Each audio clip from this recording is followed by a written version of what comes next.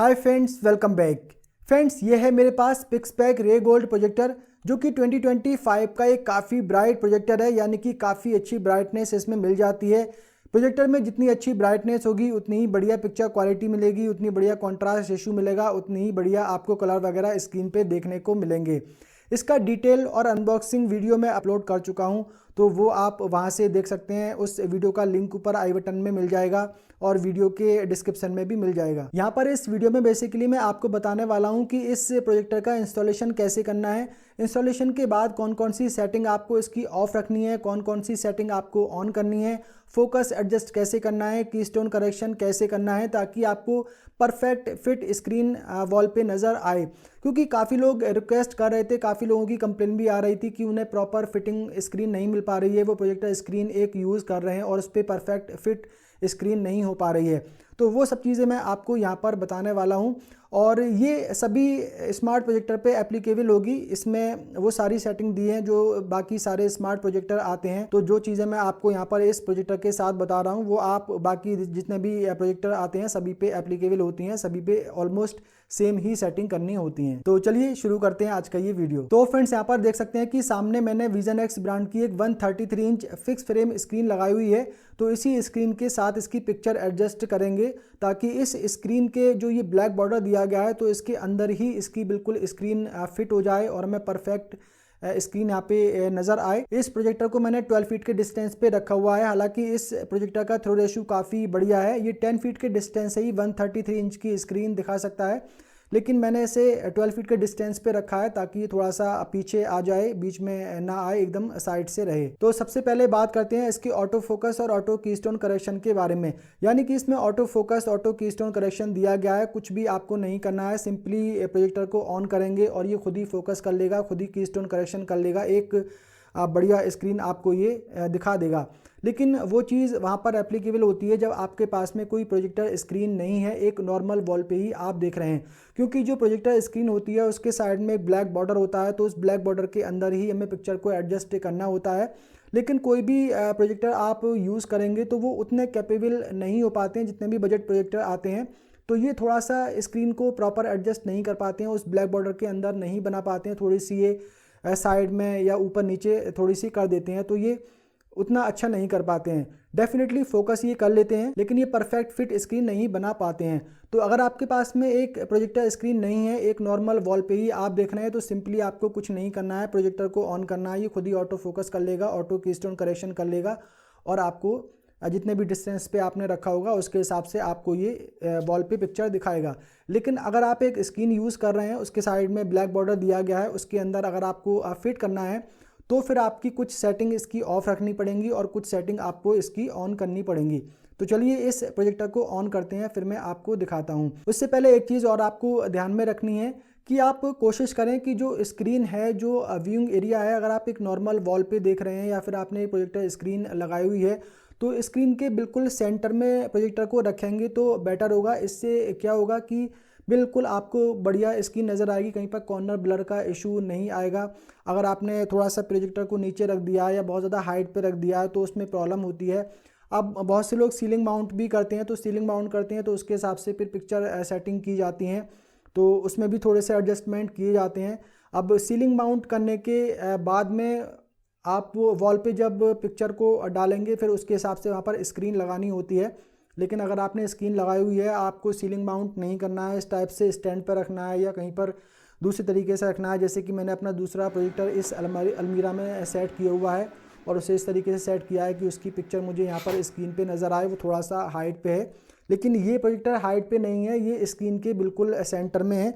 तो ये मेरे पास में एक स्टैंड मैंने अपना DIY बनाया हुआ था, तो इसको जितना चाहे मैं यहाँ पर एडजस्ट कर सकता हूँ। ये 9 फीट ऊपर तक जा सकता है। तो सिंपली मैंने स्क्रीन के जस्ट यहाँ पर इसको सेंटर में इसकी हाइट एडजस्ट करके इसको यहाँ पर सेट किया हुआ है। तो चलिए इसको ऑन करते हैं और फिर देखते हैं इसकी सेटिंग्स। तो यहाँ पर ये प्रोजेक्टर मैंने ऑन कर लिया है। एक बार मैं इसको फैक्ट्री रीसेट कर देता हूँ और फिर यहाँ पर स्टार्टिंग से मैं आपको समझाऊंगा। तो यहाँ पर इसे मैंने फैक्ट्री रीसेट कर दिया है। अभी ये फैक्ट्री रीसेट अपनी फैक्ट्री सेटिंग पे चला जाएगा। तो आप देखेंगे कि यहाँ पर अभी राइट साइड में थोड़ी सी जो स्क्रीन है वो इस साइड में बाहर ब्लैक बॉर्डर से बाहर निकल रही है और देखेंगे थोड़ी सी जो लोअर वाला ये बॉर्डर है इससे भी हल्की सी नीचे जा रही है। अभी यहाँ पर ये ऑटो फोकस करेगा, ऑटो कीस्टोन करेक्शन करेगा, क्योंकि इसमें ऑटो फोकस और ऑटो कीस्टोन करेक्शन ऑन है। बाय डिफ़ॉल्ट फैक्ट्री सेटिंग पे ये ऑन ही आता है। तो अभी देखेंगे ये ऑटो फोकस यहाँ पे कर रहा है। अभी यहाँ पर ये कीस्टोन करेक्शन कर रहा है। तो अभी देखेंगे इसने ऑटो फोकस कर लिया है, ऑटो कीस्टोन करेक्शन कर लिया है, लेकिन ये स्क्रीन बिल्कुल भी फिट यहाँ पे नहीं आ रही है। थोड़ी सी अगर देखेंगे ये जो लाइन है वो यहाँ पर नीचे झुकी हुई दिख रही है।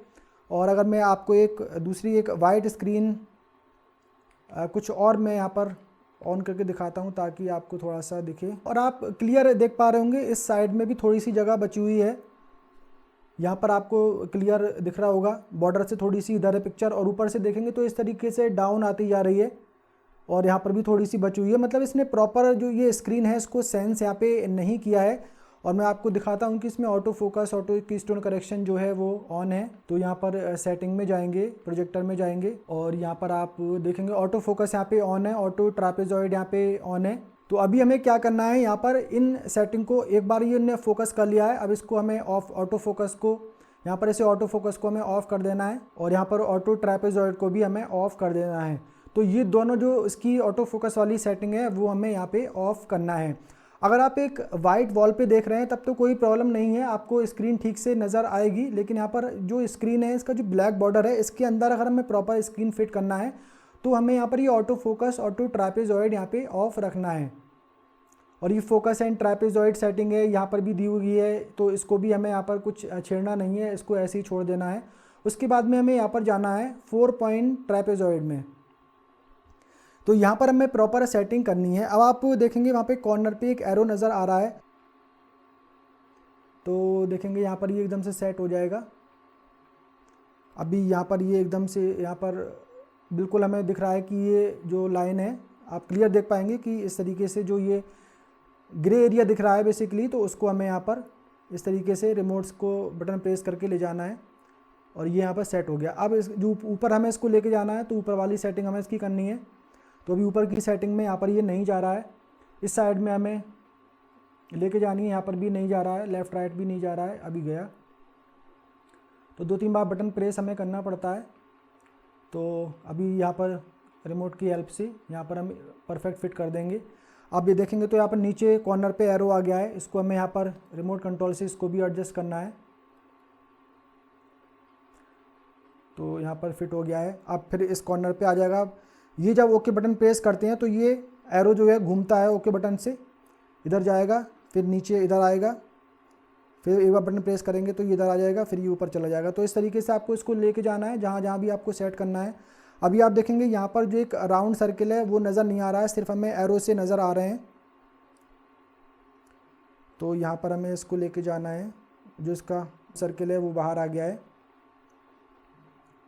और यहाँ पर ये हो गया है, इसको हमने यहाँ पर सेट कर दिया है। फिर हमें इसको ऊपर लेके जाना है, तो अभी ऊपर ये यहाँ से नहीं जा रहा है, तो हमें यहाँ से थोड़ा सा डाउन लेके आना है। और अभी थोड़ा सा ऊपर जो है हिस्सा बच गया है, क्योंकि हम इसको थोड़ा सा नीचे लेके आए हैं। तो हमें थोड़ा सा जो प्रोजेक्टर है इसको हमें इसकी हाइट को यहाँ पे एडजस्ट करना है। तो मैं प्रोजेक्टर की हाइट को थोड़ा सा बढ़ा रहा हूँ।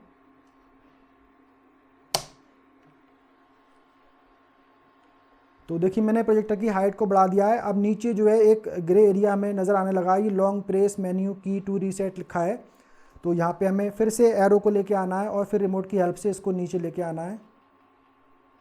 तो ये परफेक्ट फिट हो गया। इस साइड में यहाँ पर लेके आना है नीचे।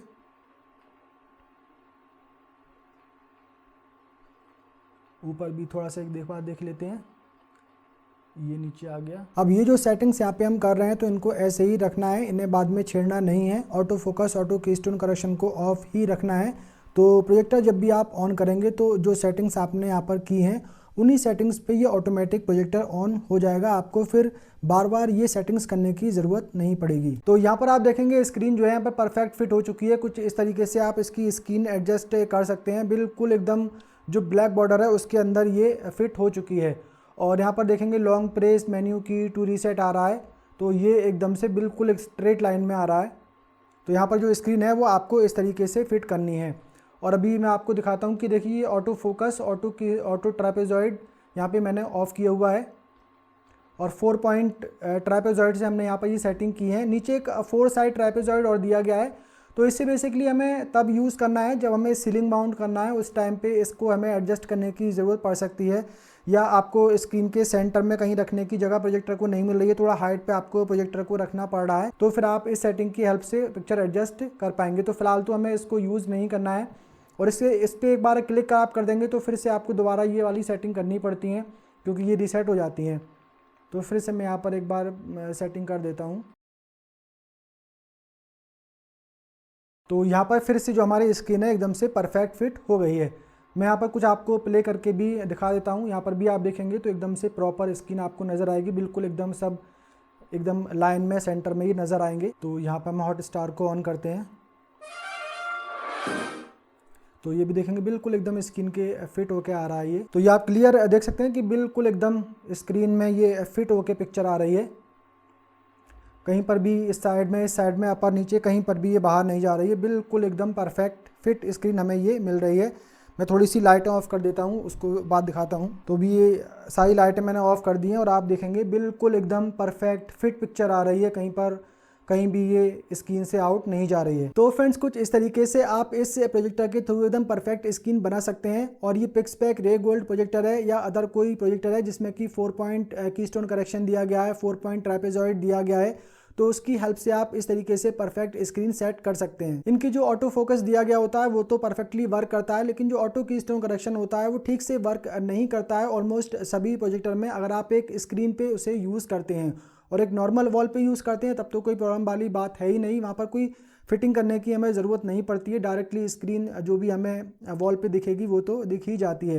लेकिन जहाँ पर भी एक ब्लैक बॉर्डर होगा उसके अंदर अगर आपको पिक्चर देखनी है तो फिर आपको इस तरीके से पिक्चर सेट करनी पड़ती है। तो आई थिंक आप लोग समझ गए होंगे किस तरीके से आपको एकदम परफेक्ट फिट स्क्रीन इसके थ्रू बनानी है। उम्मीद करता हूँ ये वीडियो आप लोगों को पसंद आया होगा। पसंद आया हो तो वीडियो को लाइक कर दीजिए, शेयर कर दीजिए। अगर आपने पहली बार हमारे चैनल पर विजिट किया है, चैनल को सब्सक्राइब कर लीजिए, बेल आइकन को भी प्रेस कर दीजिए। मिलते हैं किसी अगले वीडियो में, तब तक के लिए बाय बाय।